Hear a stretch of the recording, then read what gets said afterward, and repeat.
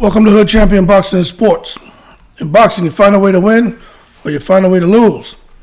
Conor Benn is innocent. PACQUAIO next. Listen, man, absolutely crazy, if you ask me. But I'm not the fly on the wall who knows what happened in those meeting rooms during those discussions about Conor Benn, about his tests, about the WBC, about his future. When Eddie Hearn brought in the mystery briefcase full of millions of dollars and gave them to Mauricio Suleiman. Now, I'm joking about that. But anything can happen. When you got a guy who fails 2 tests for some damn fertility drug that shouldn't be in his body at all, and you found it over in Brock Lesnar's body when he was over there in the UFC, and he was banned for taking that ped. You can't sit here and tell me that clomiphene just somehow ends up in your body because you ate a bunch of damn eggs, as Conor Benn has claimed. Remember, people, doesn't matter if you want to believe Conor Benn or if you don't, if you like him or you don't. Let's focus around this clomiphene and the fact that athletes over the years have been known to take clomiphene because it boosts testosterone levels in men. It could be upwards of 400% to 2,000%. Something crazy. All right? So at the end of the day, that doesn't just end up in your system. And if other athletes have taken that to give themselves an unfair advantage going into any kind of sport, especially combat sports, boxing, MMA, whatever the case may be. Now look, if the reports that the WBC are ready to make an announcement that will see them reinstating Conor Benn into their rankings.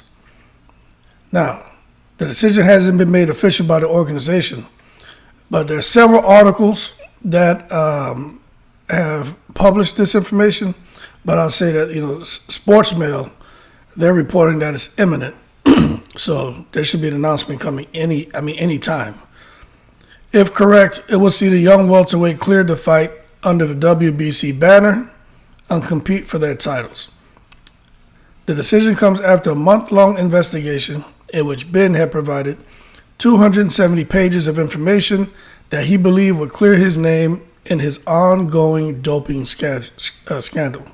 He returned 2 positive tests for a banned substance, clomiphene, in 2022 and has been out the ring since April.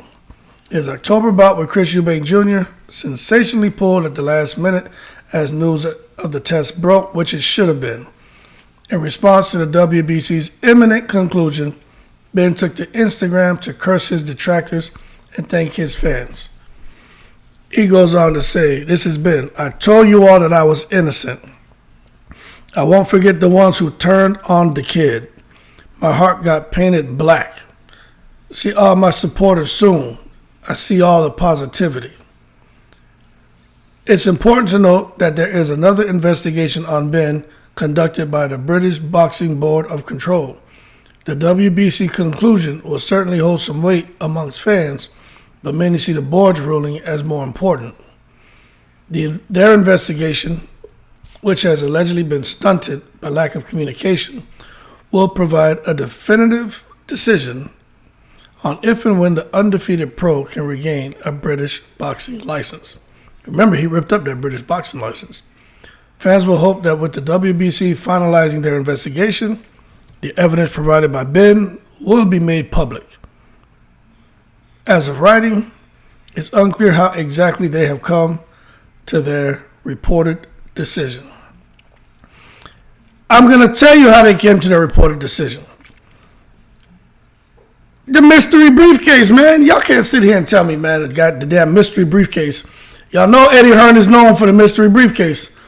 Remember that mystery briefcase when he was getting those fighters to come over to the zone, migrate over to the zone. I'll take care of you, brother. He put a whole Don King, ran up on him with the mystery briefcase, loaded with money. And now you're telling me that somehow, especially with Suleiman, you remember, hey, listen. You don't have to, let's not take it to the stupid here, right? You don't have to listen to me. What do I know? I'm going to tell you right now, nobody's doing boxing videos know what the hell happened.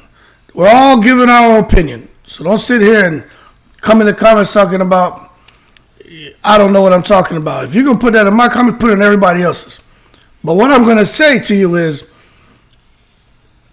Mauricio Suleiman is the same person that came out here and did a damn interview about Thurman and Spence.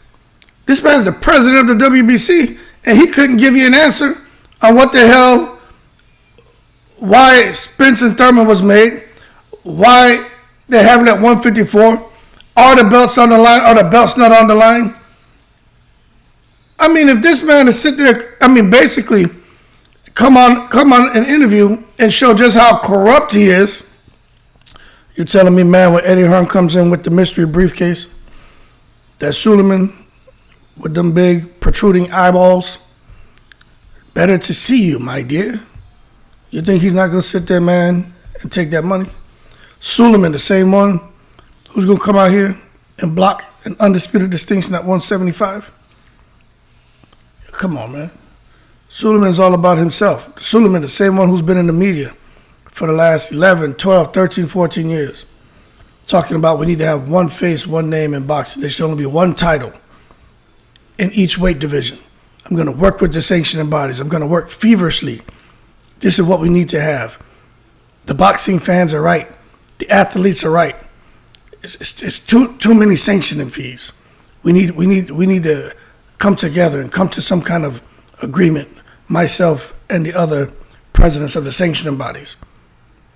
You know how many years he's been saying that? Come on, man. Then he comes out last year talking about I'm gonna make it my number one priority to come and start having these meetings with the other sanctioning bodies where we sit here and we come to an agreement on if we have a unified champion or undisputed champion.